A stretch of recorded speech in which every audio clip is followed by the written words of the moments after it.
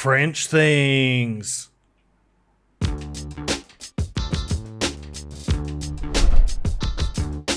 What's cracking, audio fans? It's David here from Prime Audio Reviews, and today I'm looking at the Earsonics ONYX. It rhymes.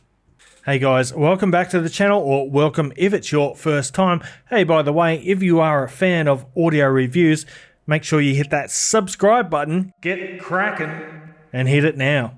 And by the way, if you want to help me be able to afford some jam to put on my croissant, there's a link to my Patreon in the description below. Let's get it. Right, so here we are with the ONYX box. This is the ONYX IEM. We'll have a look at that in a sec. Inside the box, you get a carrying case. You do get a few different pairs of ear tips, but there's only, strangely enough, there's only two sizes of each tip, which is a little bit unusual.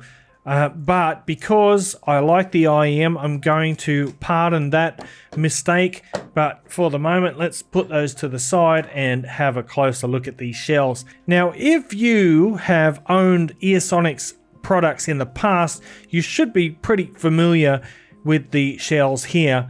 But for those uninitiated, let's have a look. So you got these beautiful, stealthy, low-key design magnesium and zinc alloy shells here with a matte black finish.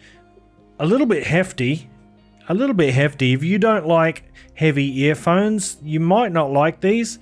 And they are quite big, but they do fit my ears very nicely, but built like a tank.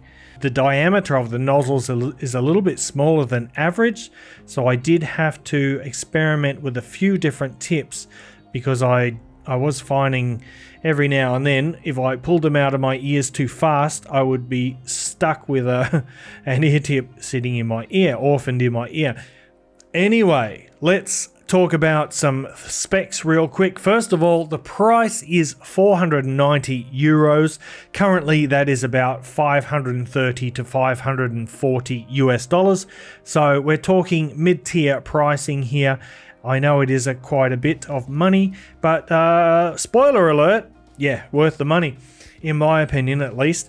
This is a quad driver IEM. It has one dynamic driver for the bass, and it has 3 balanced armature drivers for the mid-range and the treble.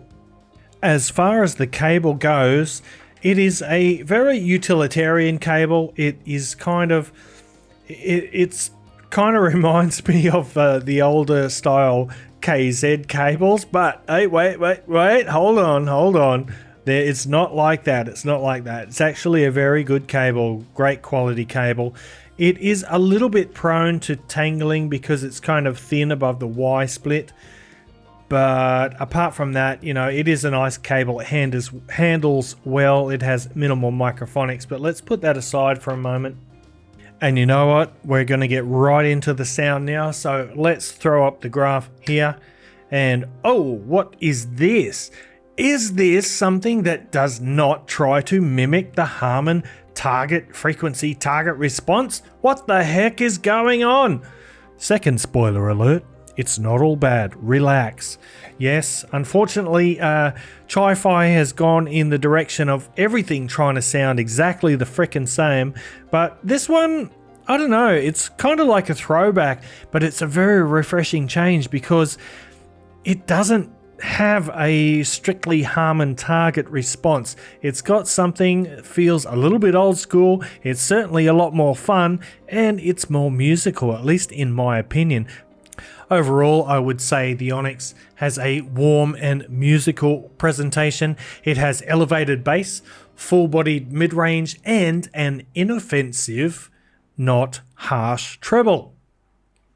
I'd call it a safe tuning, but it has very good technical capabilities. It's easy to drive, so you don't necessarily need any special source. You don't need a fancy DAP or a big amplifier. They will run out of a phone pretty well. I would suggest something at least like a dongle DAC or maybe some kind of a DAP. But let's break it down now, and we will start with the bass. And ONYX gets warmth from its elevated bass. The bass lays down a velvety depth as a foundation for the entire spectrum, and it is unapologetically boosted north of neutral. So no, this is not trying to minimize the bass and make it really tight and accurate and neutral and uncolored.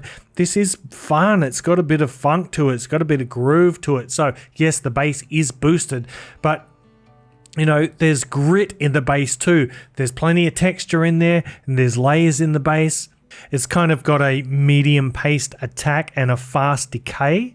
So ONYX's bass is rounded and natural, yet it's nimble at the same time. So it sounds very natural. It's got a nice punch. It's got plenty of impact, but it's fast too. It's nice and nimble and agile. There's no mid-bass bloat. The density of these alloy shells prevents any unruly distortion or resonance, so the bass is very well controlled.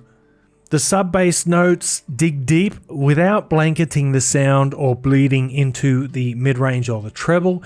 It not only rounds out the lovely mid-bass, but it also adds groove and authority to the sound. Now, one of the challenges of tuning a warm IEM is maintaining clarity and detail in the mid-range. ONYX rises to the challenge with aplomb. The mids are energetic, detailed, and nuanced. The transition from the bass to the lower mids is done just right, clearly separating male vocals and instruments while maintaining overall cohesiveness.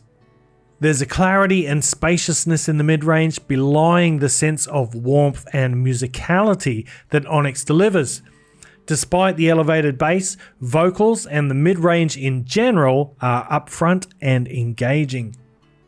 But really, it's the treble tuning that does a lot of the heavy lifting when it comes to the ONYX's sound. On one hand, the treble counterbalances the fullness of the bass and brings clarity and detail to the mid-range. On the other hand, the treble isn't sibilant and is smooth enough for extended listening without fatigue. There's plenty of detail and energy in the highs for precision and excitement, respectively. It's smooth enough for a daily driver, yet it's crisp and intricate enough for more serious listening when desired. You know, some of my favorite aspects of the ONYX's sound are the layering and the placement. Despite its warm musical nature, the ONYX has got excellent resolution and instrument separation.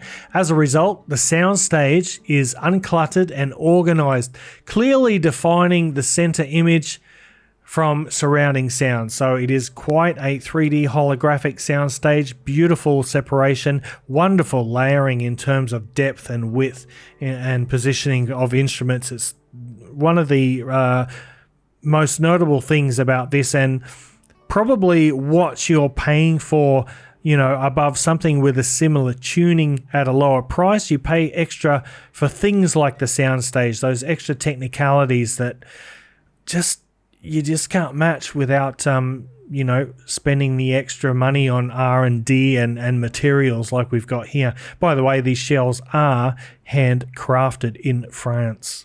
Now, I won't be doing any comparisons in this video. If you do want some comparisons, make sure you check out the full written review. There is a link in the description below, as well as links to all my social media channels. So that, folks, is the Earsonics ONYX.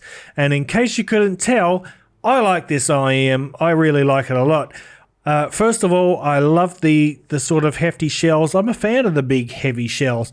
Man, you could run over these with a bus and they would still be fine. These are going to have some good longevity and long life for sure.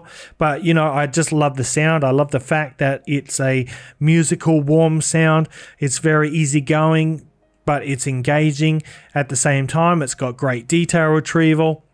It's got good resolution, but it's not trying to conform to some Harman target. It's not trying to scoop out the bass like so many recent IEMs have done. It still sounds fun. It's groovy. It's musical. It's just really good, man. Yes, it is expensive, but if you're shopping in that mid-tier range, this is definitely one you should consider. So I'm going to wrap it up there, guys. Thanks for watching. If you like this video, give it a thumbs up, Parfam audiophile style. And if you want to see more reviews like this in the future, go ahead, hit that subscribe button. And until next time, see you later.